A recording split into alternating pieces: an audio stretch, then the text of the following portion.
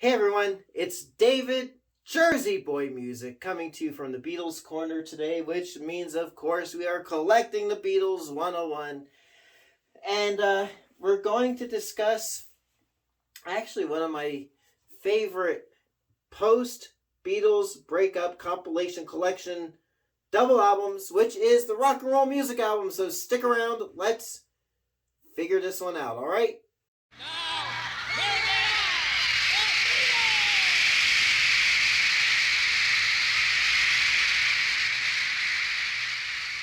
Alright, so here we go. We're back. We are back with the Beatles Rock and Roll Music compilation album. And let's take first off a little bit closer look at this album. This was released on Capitol here in the States June 7th, 1976, in time for America's bicentennial celebrations. What better way to celebrate 200 years of independence than with a Beatles album? So let's take a little bit closer up look at the packaging, and then we'll talk a little bit about this particular album. So let's look. Let's watch. Here you go. Roll the video. Okay, so here we go. This is my original, I'd say the original pressing of the Rock and Roll Music album from 1976. And it's hard to photograph this because the cover is this shiny, silvery, reflective cover. And that's part of the problem of this, the packaging on this album. It's just too glitzy and shiny. Although I really love this artwork of the Beatles. And this picture is famously on the cover of the second album, Beatles' second album here in America. And just really eye-catching, really nice. So, and then you got like the thumbs there as if somebody is holding the album. So let's go to the inside gatefold. Alright, so here's the source of contention.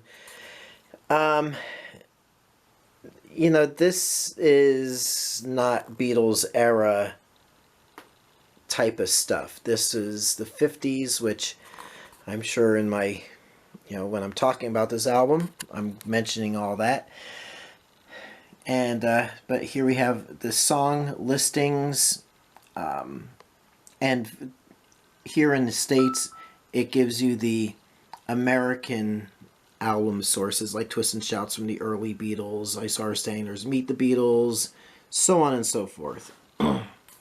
Whereas, I don't know, I don't have an international copy of the album. But see, it's so hard to photograph. 28 songs, side 3. Interesting. Really, one of the things I love about this album is I'm Down appears on this album. And then side 4. And another great inclusion, Hey Bulldog. I feel like that's probably one of the greatest Beatles songs ever done. Pure rock and roll. Great song, very underrated. There's those thumbs again. Alright, let's look at the back cover. Back cover is interesting. Okay, again, we've got the song track listings here. Back cover is just the back cover. So it's like you got the front, it's just a shot, like as if here you flip it over. There they are, it's the back of their heads and the lettering and stuff. So I thought that was clever. And another interesting aspect, at least here in the States, again, I don't have any international, this is the only copy of the album I've got, so, but the custom labels on the actual records themselves, I left this in the inner sleeve, it's just black vinyl, nothing to see there, but the actual labels were interesting, that Coca-Cola glass motif. Again, very 1950s, but cool, And then this is a typical 2-record set from the 70s. So side 1 is backed with side 4, and then on the other record, side 2 has side 3 on the flip side. And why is that? Why is that you ask? I'll tell you in a minute. Alrighty, well, there you go. That's what it looks like. I'm gonna put this up over here, and don't know how much of it's gonna be in the shot, but I figured let's just display it. Anyway, as you could see in that close-up video, really shiny record. You got neon and glitz. I do, like I said, I do like that picture or that portrait of the Beatles. Why are the records that way, you may be wondering? Well, back in the 70s, I want to get this out of the way. Back in the 70s, on these like console record players, a lot of record players had what are called record changer mechanisms. So essentially, and they had them going back to the 50s and early 60s as well. You would take your records and you'd kind of stack them on the record changer. It had the post, which had a little doodad like mechanism on it, and an arm that would swing and keep everything in balance.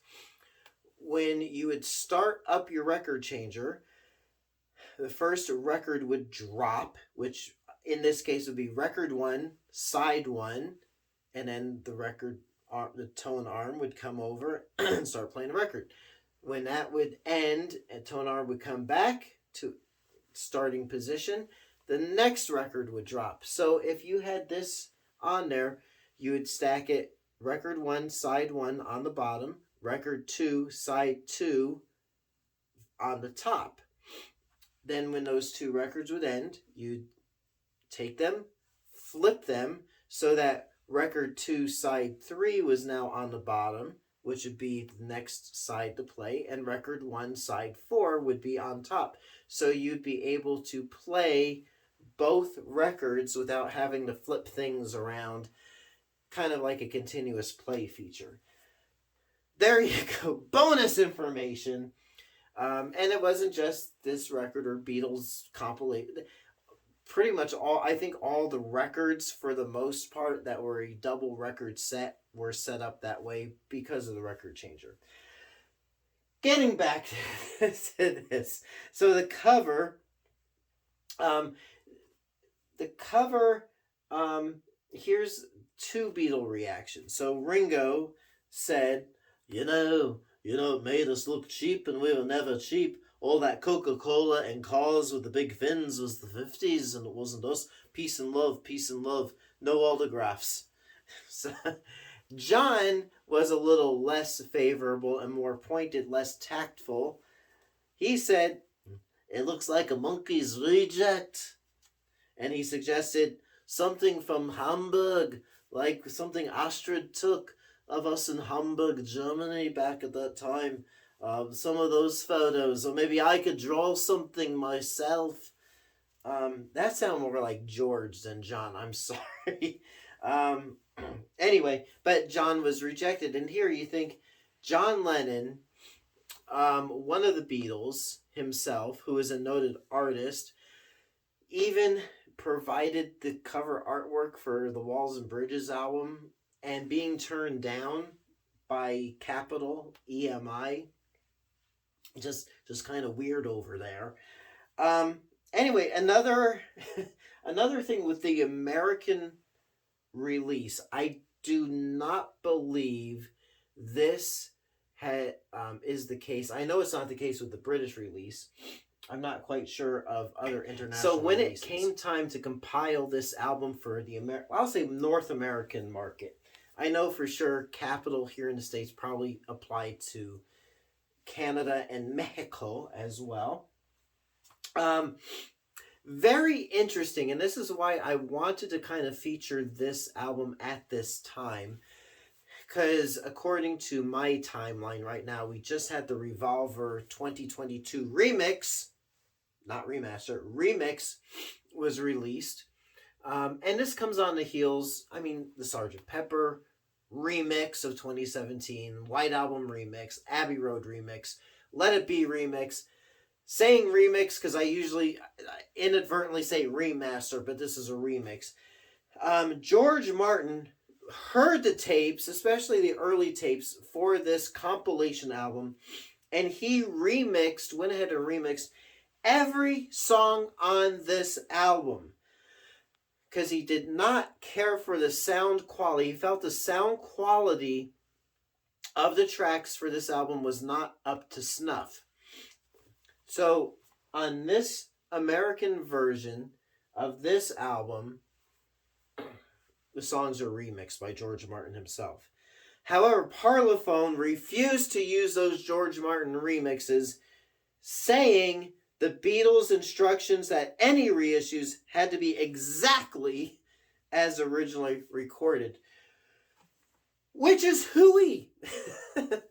Because if you go through, the reference book I like to use is the Beatles recording sessions by Mark Lewison.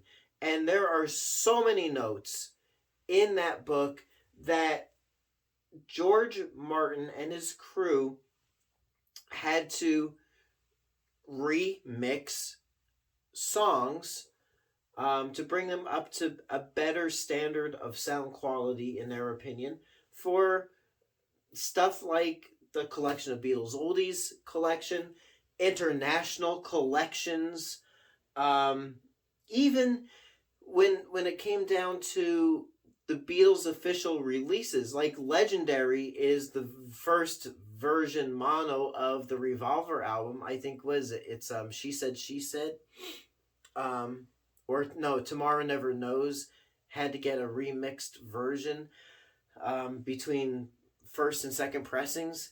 I'm Only Sleeping from the Yesterday and Today album here in the States to the Revolver stereo album in the UK got a remix. There are so many remixes, even during the Beatles' lifetime as a band. Mono versus stereo. Mono, the Beatles are more interested in how the mono versions of their albums sounded as opposed to the stereo.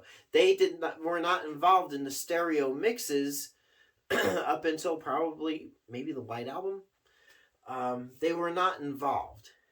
So for George Martin, this remixing may have just been another day at the office because he was used to doing it. But, Parlophone was like, hey, we're not going no, do British. We're not going to use those remixes, Mr. Martin, because it's not how the Beatles intended the music to be heard. It's got to be heard as they recorded and approved originally. But that's a bunch of hooey again. So it's interesting in light of today's world. His Giles Martin, George's son, can go ahead and do his remixes. And the world is good with it, because whatevs. But now later, I think around 1980, this album was re-released as a two single LP set. And I do believe here in the States, these mixes were not used. So it's nice to have this just for unique mixes. It's also really nice that this is the first American album collection where I'm Down was thrown onto an album. And that's really nice because we never got it on an album until this in 76. It's nice to see other, let's say, deep cuts like Hey Bulldog, as well as I'm Down, and some other songs that were not featured on 62 to 66 or 67 to 70, or kind of more obscure deep album cuts were thrown onto this album, or placed gingerly onto this album, with all the care and love of the Capitol Records catalog for the Beatles. So you got 28 songs. It's a great listen. It's nice to break it out every so often and just give it a listen. And I should do that a little bit more often because it's one of my favorite post-breakup compilation albums. But the fact that it's a 2 record set, it kind of runs a little long. Unless I'm down here for an afternoon, I want to listen to a lot of Beatles rock and roll music, and it's a good upbeat album. It's kind of in a way, kind of like the Beatles' second album, kind of really expanded across their entire lifetime as a band catalog. My only issue with the actual music, um, the songs are not in a chronological order. So for me, it kind of I like to listen to the Beatles in more of a chronological order, the way that the Red and Blue albums presented the songs. But it's kind of jarring when you got "I'm Down" followed by "Revolution," stuff like that. It's a little jarring to me, but maybe not to everybody. So there you go. My thoughts on the rock and roll music album. If you do run across a copy, I would snag it, pick it up. Make sure it's this version, capital. You'll get the remixes. You'll get unique mixes to this package, and even as a kid when I first got it, I was used to those Capitol record echoey mixes, and this was a refreshing change. I really loved the variance of how the music was presented, sound quality wise. So there you go. Just my thoughts, a little review of this album, a little history of it, and it was riding hot on the heels of the Red and Blue albums, a whole 3 years after those were released. So I at this point, Capitol EMI figured let's start cranking out these compilations, and I'm going to review a few more of those in future videos. So there you go. Until next time, it's me, David, Jersey Boy Music. If you're looking for vintage vinyl, visit me at jerseyboymusic.net. It'll bring you to my eBay store, and I may have something there that you will enjoy having in your collection. So I'll talk to you soon. Catch you on the flip side. Thanks so much for watching. Have a great day.